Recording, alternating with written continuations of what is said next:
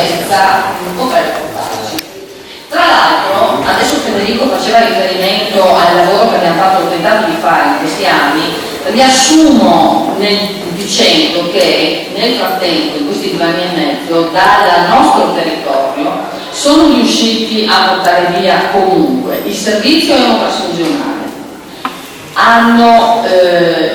Abbiamo perso la guardia medica notturna del reparto di medicina senza il contemporaneo avvio della medicina d'urgenza, il laboratorio d'analisi, trasferita l'anatomia patologica, ridotto post-eletto, le liste d'attesa si sono allungate, lo dicono, ma non lo diciamo noi o lo dicono gli operatori, lo dicono i loro documenti, perché ci sono dei documenti scritti che approvano come il piano degli anni successivi, una specie di bilancio di previsione, dove queste cose sono tranquillamente degli obiettivi. Io sono rimasta molto colpita dall'ultimo documento di programmazione della Regione rispetto a questa azienda sanitaria, dove era previsto ad esempio che uno degli obiettivi fosse proprio la riduzione ulteriore del posti letto, le dimissioni degli ultimi 65 anni.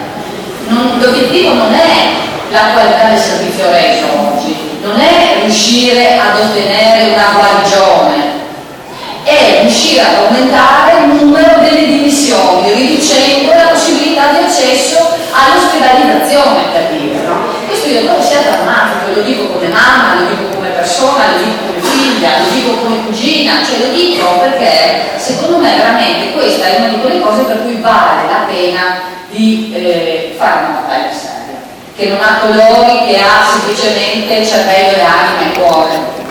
Adesso, per quanto riguarda l'aspetto proprio dell'emergenza, i professionisti preoccupatissimi, perché noi oggi abbiamo una realtà in cui possiamo usufruire bene, c'è una qualità, una possibilità anche di essere tranquilli rispetto alla tempestività. Ci ha detto prima il dottor Caio quanto sia importante che l'intervento avvenga nei 20 minuti.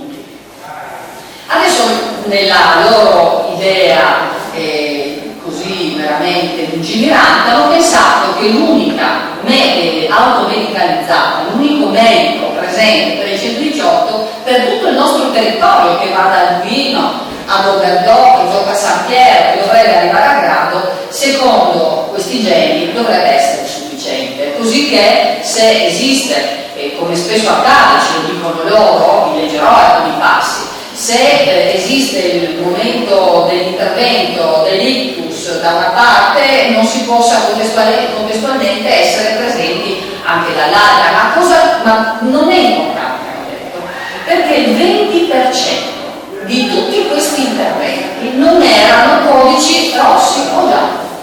Il 20%, 1 su 5, quando siamo arrivati là, siamo tornati indietro, ma non era morto o non era quasi morto. Allora, siccome 1 su 5 non era quasi morto, si toglie l'automedicalizzata e l'infermiere professionale a bordo dell'ambulanza. Quindi basta il volontario, di cui io ho grandissimo rispetto, che ringrazio di giorno, però che so non avere per forza la professionalità necessaria per le operazioni che prima ci hanno raccontato. È gravissimo, ma non è gravissimo anche che non ci si muova perché questo non avvenga, perché siamo in pochi a dirlo, perché dovremmo essere in tanti a dirlo, in tanti a gridarlo. Non è una questione politica. Oggi qui si fa amministrazione per il benessere di tutti. Io vi leggo qualche passaggio perché io sono rimasta assolutamente colpita e ho dato l'adesione a questo progetto che con gli altri abbiamo portato avanti perché ho ritenuto che veramente questo non sia tempo perso ma investito per il nostro futuro di adesso e di domani, perché se ci capita una cosa domani non ci sentiamo di aver dentro il magone, aver non fatto. Per cui io vi invito non solo a partecipare a queste cose ma a dire, a portare avanti, a diffondere, a divulgare.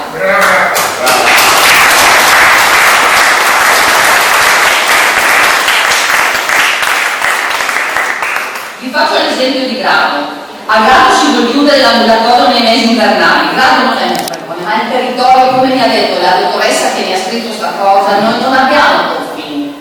Noi non agiamo nel limite della delimitazione di Monfalcone, Ronchi, San Graziano, noi siamo sul territorio. per cui grado si vuol chiudere l'ambulatorio, aperto nei giorni invernali e basta, renderlo operativo solo nei mesi estivi. L'altro giorno è capitato che, se questo fosse accaduto, una persona della mia età sarebbe morta. Sono riusciti, il medico presente in ambulatorio è riuscito ad intervenire ed è riuscito a trasportare assieme all'infermiere professionale questo paziente stabilizzato all'ospedale di Catinara. È riuscito a vivere, fa parte dei 4 su 5 di codici rossi. Questo è accaduto 2 settimane fa. Scusa che ti interrompo, forse sono mai domande. Ma per farvi capire la gravità, se anche fosse un caso su 100, no? Come percentuale che loro applicano le percentuali indici standardizzati, se quell'uno sei tu, voglio vedere cosa fai, sempre che fai gli altri 99, scusa. Infatti, ed è questo il punto, vi leggo. Le automediche di Monfalcone, tralascio molte cose, purtroppo il tempo è sempre tiranno. Le automediche di Monfalcone e Gorizia, oltre ad operare sul territorio, sono spesso impegnate in trasferimenti secondari dagli ospedali di Gorizia e Monfalcone, molto spesso a Trieste e Udine, ma anche Pordenone e Padova, direttamente sul territorio, come ad esempio i casi di infarto, miocardico acuto, ictus, traumi gravi, specie di notte, quando l'elicottero non può volare, e di giorno, quando lo stesso, se necessario, è impegnato in condizioni atmosferiche che sono avverse, non gli consentono il volo, contraendo in modo fondamentale i tempi per il trattamento specialistico del paziente.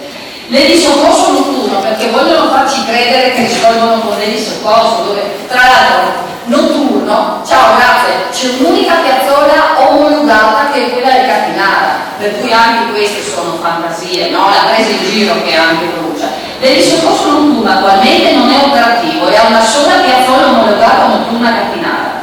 Il medico dell'automedica, inoltre, laddove non è impegnato sul territorio, fa altre azioni, in pronto soccorso, da noi in medicina, dove non c'è un medico. Ho ricevuto tutti questi fogli che ho stampato e non andrò oltre, perché io credo che il messaggio sia passato, anche senza andare nel dettaglio, perché potremmo raccontare dell'evento sempre accaduto recentissimamente di Duino al Collegio del Monumento, dove è intervenuta l'automedica di Monfalcone, per tirare su per i capelli la persona che ha avuto questo incidente. Ecco, io non vi leggerò tutte le altre cose che io ho approfondito ovviamente e che abbiamo condiviso con gli altri. E sicuramente faremo anzi un documento informativo che magari potremo anche divulgare, perché oggi l'informazione è necessaria, la sana informazione, e la sana informazione che arriva direttamente dai settori, secondo noi, è quella giusta, è quella fondamentale, e noi vogliamo una sanità che paghiamo, perché noi la sanità oggi qui ce la paghiamo tutta con le tasse, non è che la possibilità di agire sui risparmi sicuramente c'è, ma non deve essere sui tagli orizzontali alla sanità e sull'emergenza in particolare. Ecco, io vi do una notizia che abbiamo appreso in questi minuti. Oggi, come vi dicevo, la commissione regionale terza, perché abbiamo cercato di aggredire tutti i consiglieri regionali possibili immaginabili, di tutti i colori, di tutte le taglie. Allora, sostanzialmente oggi la commissione terza si è riunita e ha ascoltato in audizione coloro che sono andati, come dire, a rappresentare certe situazioni. E ha terminato le audizioni lunedì, poi alle 2:30 di pomeriggio, lunedì questo prossimo, e si troverà per affrontare con i consiglieri questo tema del piano d'emergenza. Attualmente la situazione è questa: c'è una delibera della giunta regionale che io ho e che vi invito ad andare a leggere, la numero 1674 del 28 agosto, che ha allegato questo piano e che appunto prima di diventare definitiva deve subire questo iter. È per questo che da adesso fino a lunedì noi dobbiamo essere convincenti, tutti noi. Gemona, che ringrazio per la presenza, certo, però dobbiamo essere convincenti in tanti. Il passaparola